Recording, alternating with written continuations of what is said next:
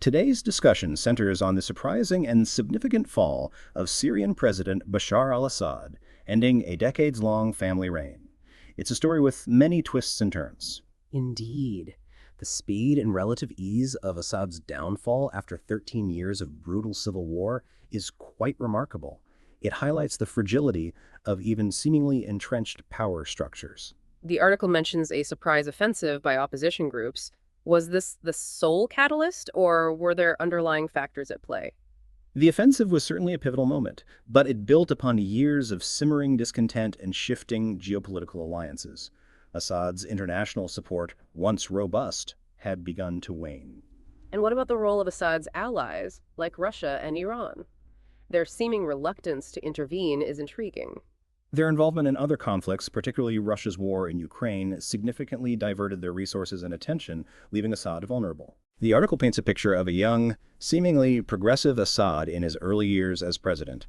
How did that image contrast with his later actions? Initially, there was genuine hope for reform. His Western education and seemingly modern outlook led many to believe he would break from his father's authoritarian rule. The Damascus Spring briefly showcased a period of intellectual openness. But that period of openness was short-lived. What triggered the shift towards brutal repression?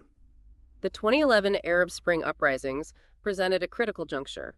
Instead of embracing reform, Assad opted for the same brutal tactics employed by his father, unleashing the military on protesters. The civil war that followed was devastating. Can you elaborate on its human cost and impact? The conflict resulted in a staggering loss of life, nearly 500,000 deaths, and displaced millions, creating a humanitarian crisis of immense proportions.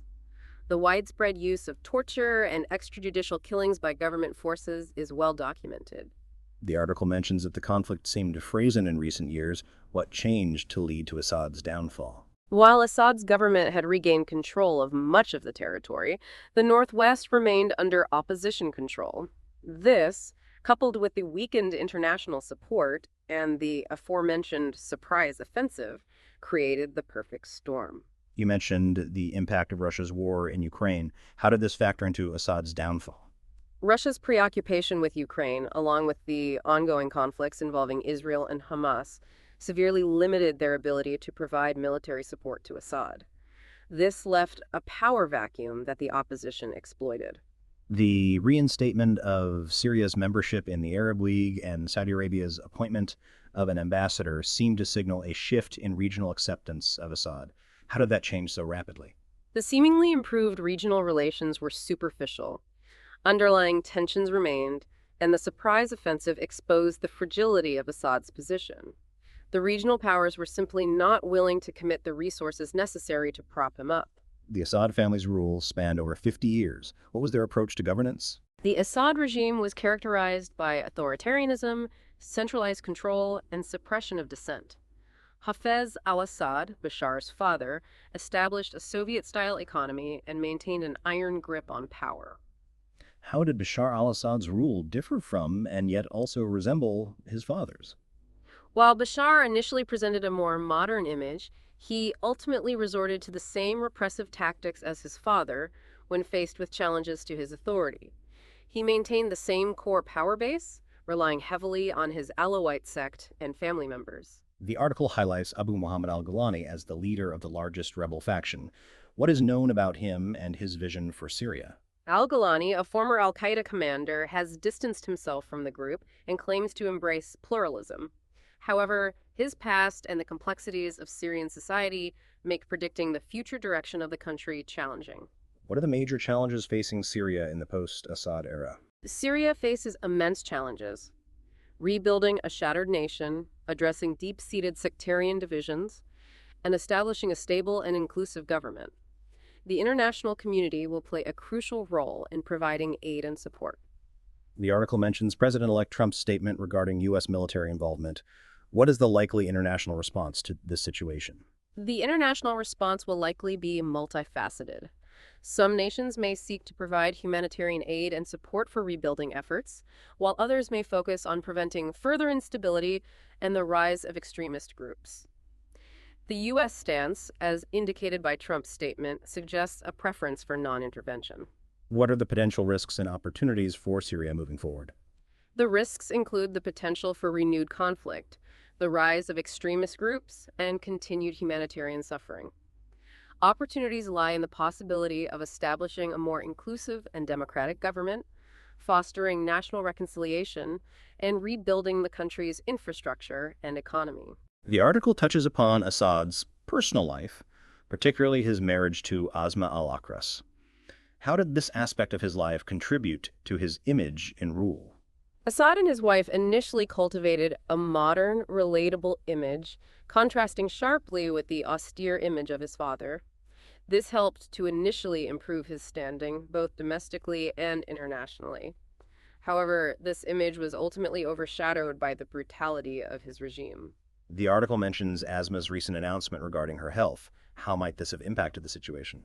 Asma's health announcement, while seemingly personal, could have contributed to the perception of weakness within the regime, potentially emboldening the opposition. The article notes Assad's implementation of economic reforms. Did these reforms contribute to his downfall or help him maintain power? The economic reforms, while initially boosting the economy and improving living standards in some areas, ultimately failed to address the underlying issues of inequality and political repression that fueled the uprising. They may have even created a new middle class that felt empowered enough to challenge the regime. How did Assad's economic policies affect different segments of Syrian society? The reforms benefited some segments of society, particularly the emerging middle class, but largely ignored the needs of the poor and marginalized, exacerbating existing inequalities and contributing to the widespread discontent.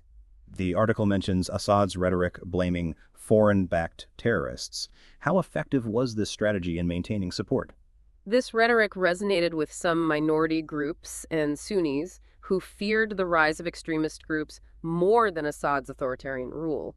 However, it failed to address the underlying grievances of the majority of the population who sought political and social change. How did Assad's rhetoric shape the international perception of the conflict? Assad's rhetoric framed the conflict as a fight against terrorism, which influenced the international response and the willingness of some countries to support his regime. However, this narrative was increasingly challenged as the brutality of the regime became more apparent.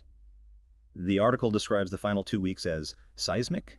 Can you elaborate on the events that led to Assad's flight? The surprise offensive launched by opposition groups in late November caught Assad's forces off guard. The rapid collapse of government forces, coupled with the lack of decisive intervention from allies, led to Assad's decision to flee.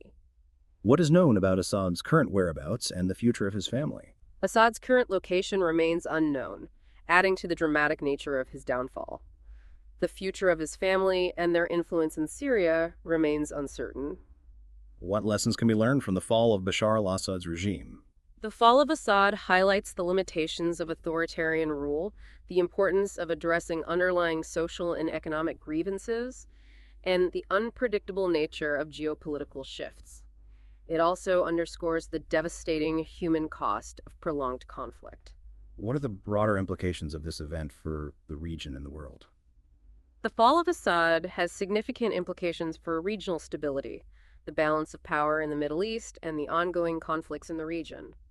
It also raises questions about the effectiveness of international interventions and the challenges of nation-building in post-conflict societies.